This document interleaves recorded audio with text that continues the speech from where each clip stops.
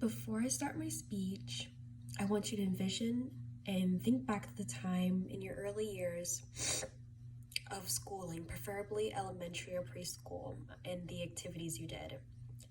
I remember in elementary school, there was not much of constructive play. It was more of learning by worksheets. I almost failed in that aspect because I was not interested in that learning style. Even though I caught on in the peak of the year, I still wondered if public school or traditional school was the right choice for me, despite how much my parents made. Traditional school just seemed like the norm and what was offered, which brings me to the epitome of my speech. Make the choice of Montessori learning programs economically available to all families, just as traditional school is with public and private schools. For one, it impacts your child's foundation of learning. Two, it concentrates on emotional and sociological skills that are necessary for them as a child in their early life to an adult. And lastly, it brings closure for the opportunity and achievement gap for lower and middle income students. First, let's address the most imperative thought on parents' minds: their children and their future. The main issue that parents come across is where should their child get their learning from? Now, for preschool is often the most critical year of the child's life because their brain grasps early concepts such as social and emotional skill, as well as pre-reading, pre-language, and pre-mathematics. Within academics, preschoolers tend to learn best by stimulating activities such as toys, songs, and games. For Montessori, curriculum or learning is focused on an inquiry-based learning where the child is self-paced, playing with creative activities in a multi-age group environment, and the teacher's just guiding them along the process. This lets the child maximize on their academic skills, which is curtailed to them individually instead of the whole class. Which brings me to my point two. Every child's needs is different. Some will succeed in this environment and some won't. According to Barchet from Hetchinger Report, researchers tested approximately 140 students at the start of preschool, both non- and Montessori students, and they had similar test scores at the age of 3. However, the 70 of the 140 students who went on to Montessori school advanced and increased speeds in math and literacy. Also, one thing to consider also is that this includes low-income students as well. So that means that this environment led them to thrive better than traditional schools.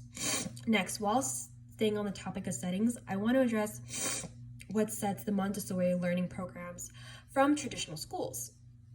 Is how the environment affects the strengthening of emotional skills that children need. Usually for a traditional school or preschool, the youngest is 2.5 to 4, and they're all around the same developmental milestones. However, for Montessori schools, the children are grouped with older age people. This encourages interactive observational learning, and this also encourages concentration, autonomy, and self-discipline. This method also teaches children that work is intrinsically rewarding and also teach them the positive reward system. And to base that off of, according to University of Virginia, in social and behavioral measures, 12-year-old Montessori students were more likely to choose a positive assertive response for dealing with unpleasant social situations such as a student cutting a line. Additionally, they indicated that they had a greater sense of community at their school and felt that they cared about each other from the teacher's perspective and from the student's perspective. This brings evidence that the impact of the environment carries children to the advantage in their lives from preschool all the way to 12 years old. Lastly, on the topic of effects, let's address what is affecting the whole community. Funds. Within the education movement, the one factor that stayed consistent was that income determined the quality of education for their child. You can tell this by the the least amount of Montessori program's expense is $990. That's still way too much for low-income families. Also, by them not having a choice of the Montessori learning program or the expense of it, they have to choose public schools. However, this leads to an opportunity gap for the children. In aspects of only being offered that curriculum, they have limited experience and limited resources. This leads them to the potential of not accessing to their accommodations and their needs. However, we kind of fixed it by setting up the lottery preferences and also increase the amount of public Montessori schools. According to Forbes, schools and districts that reserve a certain amount of seats for low-income students at choice schools increase the likelihood of having socially economic diverse students. This reveals that solutions such as universal enrollment, lottery, and state funding of preschools expose low-income families to other resources. Unfortunately, other inevitable expenses such as transportation, sending out applications, and pricing materials might not be able to coincide with low-income family lifestyle.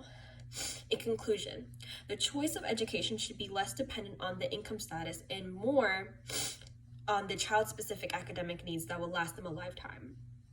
The reason why Montessori education should be accessible to especially low-income families is because the opportunity will impact child's future, emotional, sociological skills, and help decrease the gap for everyone. So what is your take on education reform and Montessori system?